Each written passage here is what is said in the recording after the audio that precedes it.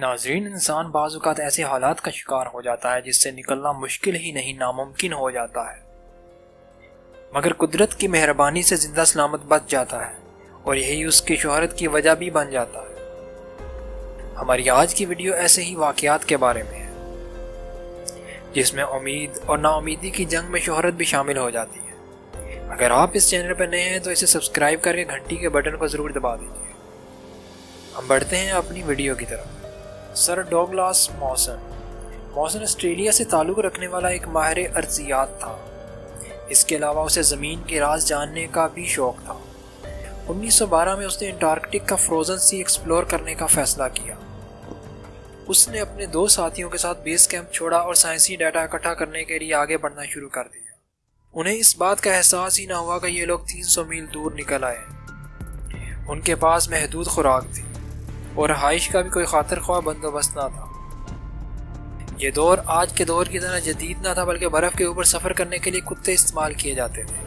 جب ان کے پاس خوراک ختم ہوئی تو انہوں نے اپنے کتے کھانا شروع کر دیے اور اس کے 2 ساتھی کتے کا جگر کھانے کی وجہ سے موت کے منہ میں چلے گئے۔ یہ اکیلا ہی 30 دن تک سخت برفانی موسم کا مقابلہ کرتا رہا۔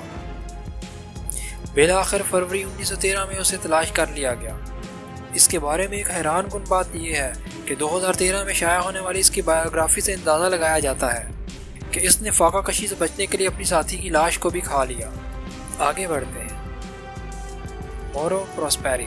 ناظرین، مورو پروسپیری ایک اطالوی پولیس آفیسر تھا جو صحرائے اعظم صحارا میں گم ہو گیا اور پھر زندہ بچ جانے کی وجہ سے کافی مشہور ہوا، اور ساتھ ہی اس کی وجہ شہرت ایک ایسی میراتھن تھی جو اس نے 1994 میں شروع کی اور 18 سال بعد 2012 میں مکمل کی۔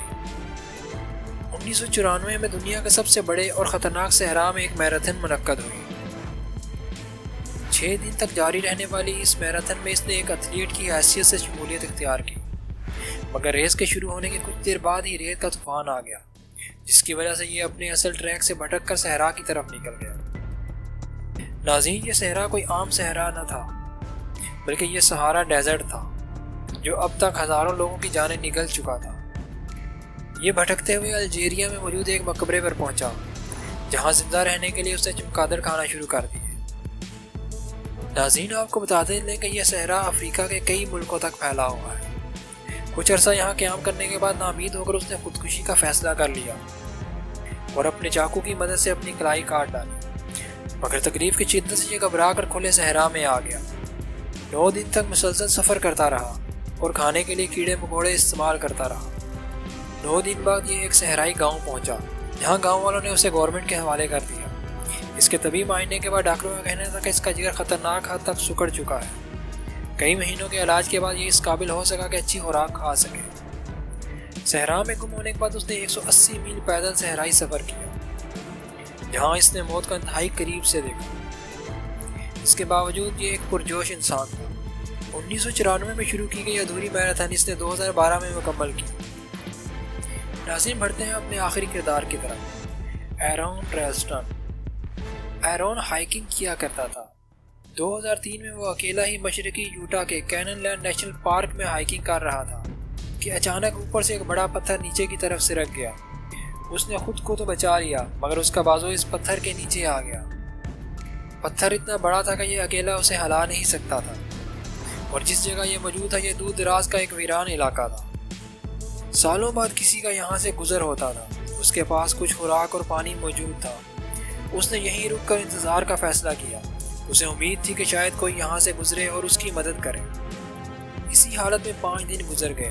اس کی خوراک اور پانی بالکل ختم ہو چکا تھا۔ اب مزید یہاں رکنا اس کے لیے ناممکن تھا۔ اس نے اپنے بیگ سے چاقو نکالا اور اپنا بازو کاٹنا شروع کر دیا، جو پتھر کے نیچے پھنسا ہوا تھا۔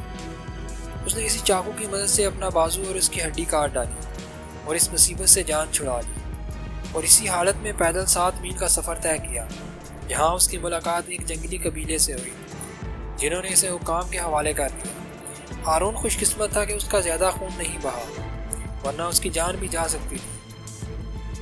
ناظرین، ہماری آج کی ویڈیو یہیں تک ہے۔ آپ کو کون سا واقعہ زیادہ مصائب سے بھرپور لگا، ہمیں کمنٹ میں ضرور بتائیے گا۔ اگر ویڈیو پسند آئے تو لائک کر کے شیئر ضرور کر دیجیے گا۔ ملتے ہیں ایک نئی ویڈیو کے ساتھ۔